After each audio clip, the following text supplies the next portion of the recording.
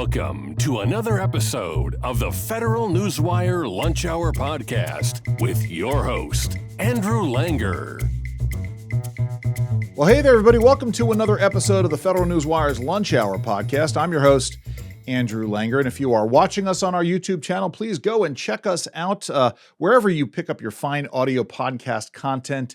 And if you're listening to us on one of those fine podcast platforms, please go and check out what's happening in studio on our YouTube channel. Also, follow us on our Twitter account, because I still call it Twitter, at Lunch Hour Pod on Twitter. Very excited to bring our guest on today. Her name is Liz Truss. She is the former Prime Minister of Great Britain. Did I get that? I always get that confused. Great Britain, UK. It's a Prime Minister of... So it is Great Britain and Yes. Northern Ireland. Oh, yes, of course. So it's the United Kingdom of Great Britain and There you Northern go. Ireland. Got That's it. So there you go. title. The United Kingdom of Great Britain and Northern Ireland. So I'm so glad. I've been wanting to have this conversation with you, and I'm so glad we could do it live in studio. What has brought you stateside on this particular trip? So I've been giving a lecture at Hillsdale College all about the special relationship and the ancient liberties that started in Britain and were built on by the founding fathers, but how those liberties are now under very severe danger across the West, but particularly in Britain and Europe. You know something? It's really interesting how, I mean, what did Ronald Reagan say, that the blessings of liberty are one generation away from being denied? And we just had this incident in the U.S. Senate where Senator Tim Kaine from the state of Virginia, where Thomas Jefferson was from, got up and declared that rights don't come from God, that we're not endowed by our Creator with certain inalienable rights. Obviously, we fought a revolution, but that idea is rooted in Anglo-American law. Yeah. I mean, talk about this and talk about the erosion. How did we get here and over in England? Well, if you look at some of these rights, like the right to bear arms, that was there in Anglo-Saxon England. Yeah. And we lost it, actually. Right. But obviously, or the right to free speech. That was in Britain. The free press was instituted in 1695. Wow. So these are very ancient liberties in our country. The right to not have to pay arbitrary taxes, which the Magna Carta codified. Yeah. And what has happened, and the fight has been going on both sides of the Atlantic. So people like Hillary Clinton have advocated curbing free speech. Right. But because your free speech is codified in the First Amendment, it's more protected than it is in the UK. So what has happened is successive governments have passed laws, and actually some of these laws date back to the Thatcher era. Mm-hmm. So, for example, the 1986 Public Order Act. And these laws are now being used to pursue citizens who do things like post on Twitter. Right. And, we saw Lucy Connolly, a mother, jailed for 31 months for posting on X, a tweet that she deleted 4 hours later. Right. We've seen Graham Lineman arrested at Heathrow Airport for a tweet he did in America. Sure. And he's Irish. Sure. He was all passing through and he's got arrested. And it is absolute. And we are all wondering in Britain, how on earth did this happen? And he's a comedian, right? And there's this whole idea. I mean, listen, we can go a long way and talk about the role that comedy plays in presenting an additional check on power, right? Holding up the ridiculous things. I mean, again, rooted in English history, British history, with oh good Lord, the two composers, Gilbert and Sullivan, right, and the skewering of popular figures. So how? I mean, it's a very dangerous time. And then so you had Nigel Farage. He came to the States last week, I guess it was, to testify on this. Let's talk about the chilling effect. Let's talk about what's happening in terms of, because that's the goal, right? The goal is to chill out. The goal is to scare people so they don't say anything. Right. And there's been talk about monitoring what people are saying in the pub. Yeah. The so-called banter ban. Sure. It's so what is happening is legislation is being used to reach into people's lives. Right. Apparently 30 people are being arrested every day. 30. Yeah. 30, not 13. 30. 30. Yeah. Wow. For free speech violations. This is a figure I heard today. But and what is it? This is all done on the guise of not offending people, the description of hate crime.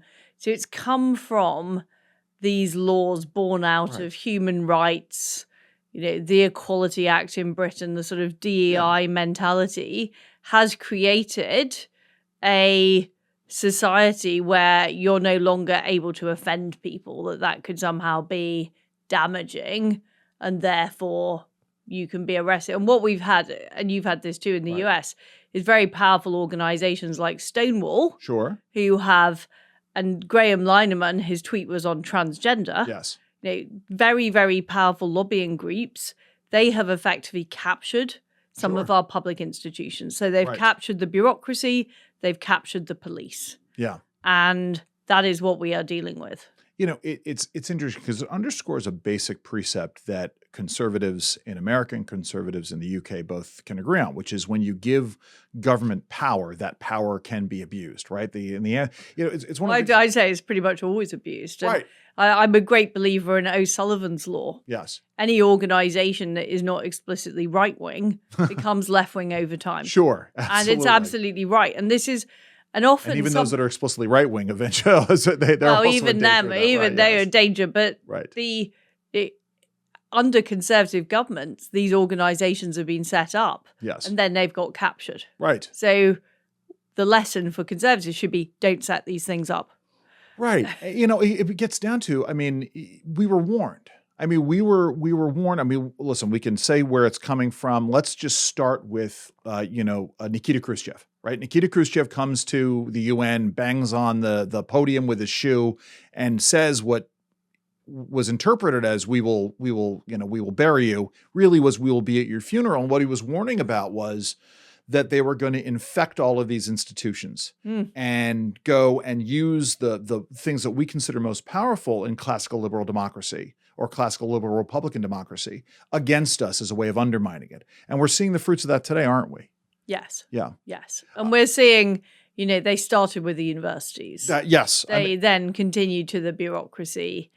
They're now capturing institutions like the police or the National Health Service or all of those institutions. And there's something deeply Orwellian in that as well. Orwell, obviously, warning about socialism, but warning about this idea of the malleability of the mind through the monitoring and reinvention of language, right? The idea behind the Newspeak dictionary was you couldn't even formulate the vocabulary of dissent. Yeah. They're taking pictures on the side. Right. Yeah, they do that.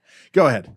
But Orwell and the warning about this. That's right. And actually, so much of what is happening in Britain today, Orwell is the first thing that springs to mind. Yeah. The policing of people's thoughts, but also the hypocrisy of the left. Yes. So Angela Rayner, who's recently been sacked for not paying her taxes, she was one of the main champions of, it's disgraceful when people don't pay enough tax. Right, sure. And it's, it's the two legs good. It's the sort of the pigs in Animal Farm. And all of those Orwellian projections are coming true. And so it serves part of the reason why I'm glad you're coming on to talk about this, because we're going to be talking in the coming weeks with a guy named Patrick Hedger from NetChoice about the same thing.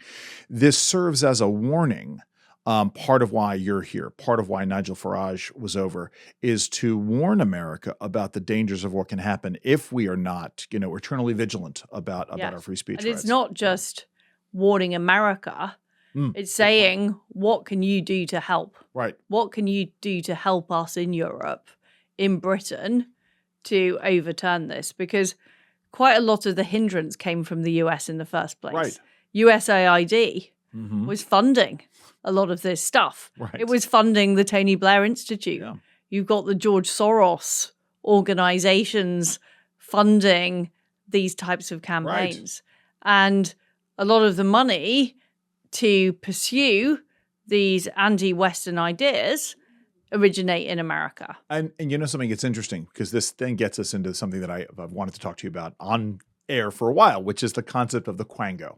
And folks, just so you understand, so it was probably 2 years ago now, the Prime Minister came to CPAC And we had the big international summit at the beginning, and you started talking about this concept of the Quango, the quasi-NGO organization. And these are organizations that are supposed to be nonprofit. They're supposed to be independent of government or not.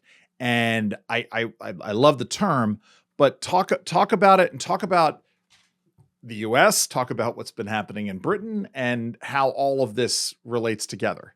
The problem of the Quango. So in Britain, we have 440 Quangos that are paid for by the taxpayer, but are astounding. But they're independent. Yes, they're independent, right. And they're everything from the Environment Agency to the court service to the border service to the Bank of England. I'd say is Britain's most powerful Quango. But what they all have in common is nobody elected the people that are running these organizations, and they can't fire them either. Right. And what has happened is they have grown in power. Yeah. And they get treated by the media like sages and experts. Sure, absolutely. They're independent. Right. They're not dirty sort of political people. They're independent or business, organizing. God forbid. Yeah. Exactly. So these organizations have accrued power over time. They tend to get set up because ministers think, I need something done, and the permanent bureaucracy isn't any good, so I'm going to set up a new organization. But over time, these organizations get captured, and we've had huge scandals. So, for example, the British Post Office completely miscalculated the numbers of local post offices, and it's very, very tragic, because what happened was postmistresses and masters lost their businesses. Wow. They ended up in some cases committing suicide and being jailed for fraud. Wow. Because this Quango had messed up. But when it comes down to it, nobody ever gets held to account for these failings. Right. Because they can't be voted out. And also they're not a business, so their customers can't go somewhere else. And the problem is, of course, that they then accrete more power to themselves, right? Yes. Because invariably they're the ones who are influencing. Yes. Well, we just need X number of dollars more per year, and we're gonna go and do this. It's one of my favorite examples of the sort of I'll say the incestuous relationship in all of this was you had Hillary Clinton as Secretary of State. You had her two senior aides who were working for a public affairs firm called Teneo Holdings. I'm familiar with them. Okay, so Teneo Holdings clients had business with the State Department, but they were also giving money to the Clinton Foundation, millions upon millions of dollars. And so it became this, the Clinton Foundation is this NGO or Quango. We would call an NGO slightly different from a Quango because a Quango is funded by, a lot of NGOs are funded by the government. Right. But Quangos are nominally part of the government. Okay. But they are not directable by ministers. Got it. So it's kind of like almost like what we would call an independent agency. It's like the EPA. Right. Is a Quango. Yeah. Except here in the States, it's an official, it's official. But I'm thinking, the independent FTC. Yeah. But even still, because they're still considered like the president gets to appoint members of these entities, and they have to go through and be confirmed by the Senate. The Quangos in the UK are the folks who lead it are not confirmed by Parliament, are they? No. What happens? And this is another way that sort of Tony Blair completely ruptured the system of British government, is you have a thing called the Civil Service Commission, which will interview candidates. All right. So a minister will technically be able to appoint the key person, but they will be told, well, there's only 3 people that are qualified for this job.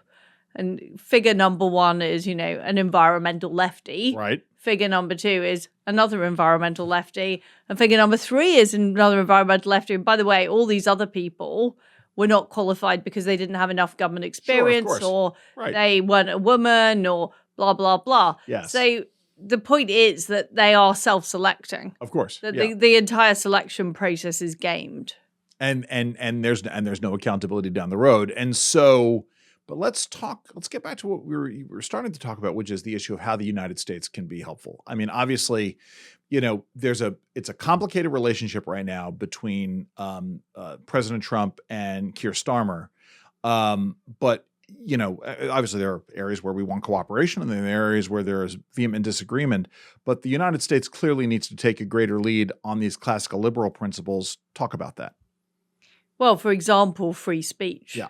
So, there are threats, of course, to American companies by the British crackdown on free speech. So amazing. X is a classic example where material on X is being suppressed. Wow. Through things like age verification, various other demands. Yeah.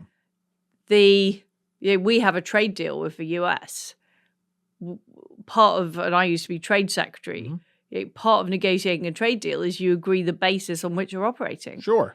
Would you sign a trade deal with North Korea? Right. Because they have completely antithetical values to the US. You yes. don't necessarily want to be doing business. You don't want to be supplying goods. So I think there are ways in which some of those historic liberties should be embedded in our arrangements on trade. Yeah. No, I think as we're talking about agreements of, cooperative approaches to anything, right? At the end of the day, we should all be able to agree on a few key basic principles. But it's not just, to me, this isn't just about the government-to-government relationship between our countries. The fact is the left are working together. Sure. So Keir Starmer, Rachel Reeves, Mark Carney, all these people circulate around the international theme. They're all sharing their Marxist ideas. They're all backing each other up. So when I was deposed as Prime Minister, what I found was it wasn't just the Bank of England in Britain undermining me. Wow. It was being backed up by the Biden administration, by the IMF.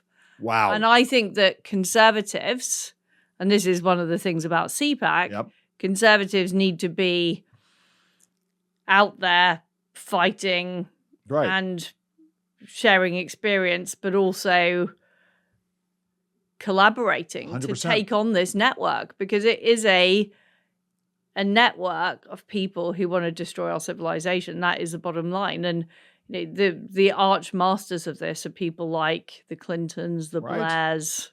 They've spent so many years sort of undermining the established international order, the classical liberal values of Western civilization, so they can institute their own order down the road. But I think you're absolutely right. And now their latest thing is ID cards. Yes. So every single problem there is in Britain, Tony Blair's solution is always let's introduce ID cards. Wow. Because it's about more control. Right. It's about more centralization. It's about more censorship. It's so funny. We went through this whole thing about real ID in the United States and had to go through. And I finally eventually went and I got my so-called real ID. And then, of course, in the last couple of weeks, there have been things in the paper, folks showing up with this real ID. They were told they couldn't fly without their real ID, and yet they show up at the airport and they're told, "Oh, we're having a glitch with our real ID system." That's a problem. But no, this issue of collaboration is so vitally important.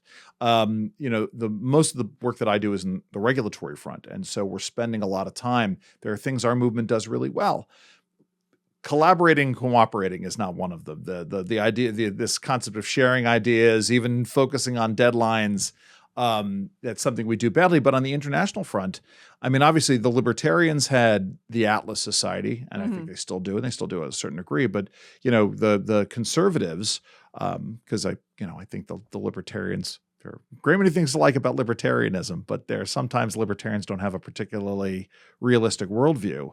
So conservatives that have a more realistic worldview, they need to get together and start talking, don't they? They do, and they need to create the network and the institutions that are going to take on the likes of Davos, that are going to take on the institutions that are failing, like the United Nations as well. One of the things I like about what President Trump is doing is he's upending international diplomacy. Sure. Right. And showing that there's a whole different way of talking for nations to talk to each other and a whole host of different things. Yeah. This is why I'm so intrigued by the white paper that Shankar Singham has just put out about a new way of looking at trade, which is adding added dimension to the two dimensions that they've been looking at. Yeah. But that's exactly right. It's this idea of why can't we create some kind of conservative international cooperation organization, some international, even, some coordinated international relief. This is essentially, I'm really especially intrigued by the idea of creating a different version of Davos. Explain to folks what Davos is and how it also serves to undermine the idea of a sort of an international financial gathering of very, very wealthy elitist people who are going to figure out how to. So first of all, Davos was set up in 1971 with the idea of advocating stakeholder capitalism. Yeah. And what stakeholder capitalism means is it's not real capitalism because it means you should focus on other things apart from the bottom line. Right. You should focus on environmental stuff, right. ESG, DEI. All the things that can't be measured. All those things that can't be measured. And can be manipulated by whoever is. It's about the elite leadership. Right. Exercising control and taking away power from businesses, because businesses should be able to decide these things. Right. But you have people like Mark Carney sort of advocating for net zero that businesses have to sign up to, ESG targets that businesses have to sign up to. And that was the sort of central idea behind Davos. But what they have created is somewhere that people feel they have to go to in order to do business. Sure. So it's sucked in a lot of people who aren't necessarily supporters of that agenda. Right. But they want to do business. Right. They want to do business. And that has created a business environment, particularly a corporate environment, less so the entrepreneurial side, but a business environment that has done things like, putting in transgender loos or, focusing on climate change goals. The oil industry, companies like Shell have said, well, our priority isn't oil, it's renewables. Yeah, it's just absolutely economically suicidal stuff. But this is what's happened to the corporate world. So the same way as the left took over the universities, they took over the bureaucracies. Yes. Through organizations like Davos, they've co-opted the corporate world. Well, right. I mean, so if you take over the universities and you're educating these students and you're educating them with a particular mindset, again, getting back to Orwell, right? If they no longer have the vocabulary of dissent, but they have the vocabulary of whatever it is that they're trying to push, then they go out into the corporate world and they're going to infect it there, which is just, it is truly, truly insidious. But what you're pointing out is this idea of, if you want to stick your nose in the trough with the machers, as they would say in Yiddish, with the machers, you would have to, you have to own up. You have to swear your oath there. It's not, anyway, the point at the end of the day is that you should be able to do business on your own and not have to swear some kind of an oath to go sort of go and accept all of these things. So the time has come for something new in terms of celebrating that precept that anybody is welcome at the table, as they say. There is also reasserting the values that underlie Western civilization and having institutions that are explicitly based on that. Right. That's important, because it's not enough to be neutral. Right. When you're fighting people who are actively against 100%. your civilization. Yeah, right. I mean, it's essentially, that's always been, I think, the problem with folks who are just trying to live their lives. Yeah. Right? You're just trying to live your life. You don't want to get caught up in all of this. I mean, you kind of have to. Right. Newt Gingrich. Because otherwise you'll find that, your teenage children are... One of my favorite quotes from the movie: "You're either part of the solution, or you're part of the problem, or you're part of the landscape." And it's better to be part of the solution at the end of the day. Exactly. Let's take a step back, because I know we're running short on time here. What got you interested in all of this? I mean, what got you interested in politics and policy? What made you take the plunge? So I've always been interested in politics, and I grew up in the 80s, and it was a very fascinating time. And it was the battle of big ideas. Yes. Of the USSR versus the US, freedom versus... So I came to my conservatism. Freedom versus control. And I went to work in the oil industry. I went to work in the telecommunications industry. I enjoyed it, but I always felt... It's back to the point about you can't just be a bystander when there is this battle going 100%. on. So I wanted to be part of this battle. Yeah. And that's ultimately why I became an MP. Yeah. My experience as a MP and as a government minister, and I was a minister for 10 years before I became Prime Minister, was that even though a significant majority of us wanted to change things, we actually couldn't. Sure. We actually couldn't. We could change small things. Right. But we could not. The big stuff, like how much the country was being taxed. Yeah. How do you control the borders? These types of things, we couldn't really shift the dial with the system as it was in Britain, which is why I've now looked and said, we've got a bigger problem here. Yeah. We've got a problem with the mainstream media. We've got a problem with the sort of business elite, the sort of Davos set. We've got a problem with the very structure of our state. We've got a problem with the blob. Yeah. So, love it. So now I've moved on to how do we fix those problems? Sure. Because we have to restore, and this is what Donald Trump is doing in America, we have to restore the power of Parliament and the power of the Prime Minister to actually do things. 100%. No, I get it. And that's probably the great lesson is that, interestingly enough, right? RFK Sr., running for president, said some see the world, some people see things the way they are and ask why. I see the way the things could be and ask why not. And I know it's not fashionable for conservatives to quote RFK Sr., but still, it was one of my favorite quotes growing up. But, as I said, I had such a wonderful time over in England and Wales in the springtime, and I can't wait to get back. Prime Minister Liz Truss, thank you so very much for joining us today. Thank you. This has been yet another episode of the Federal Newswire's Lunch Hour podcast. Thank you so much for joining us. Our guest has been Liz Truss, the Honorable Liz Truss, the former Prime Minister of Great Britain and England, in Northern Ireland. I know I'm going to get it at some point in time. Thank you so very much. Listen, it's been a long day already. But listen, if you're watching us on our YouTube channel, please go and check us out on one of the many fine podcast platforms that are out there. If you're watching or if you're listening to us, check us out on YouTube in studio. Leave a like, leave a comment, subscribe, and tell your friends and family members how much you're enjoying it. I'm your host, Andrew Langer. Enjoy the rest of your lunch. This has been the Federal Newswire Lunch Hour podcast, hosted by Andrew Langer. Check out the Federal Newswire's family of websites, as well as their social media stream.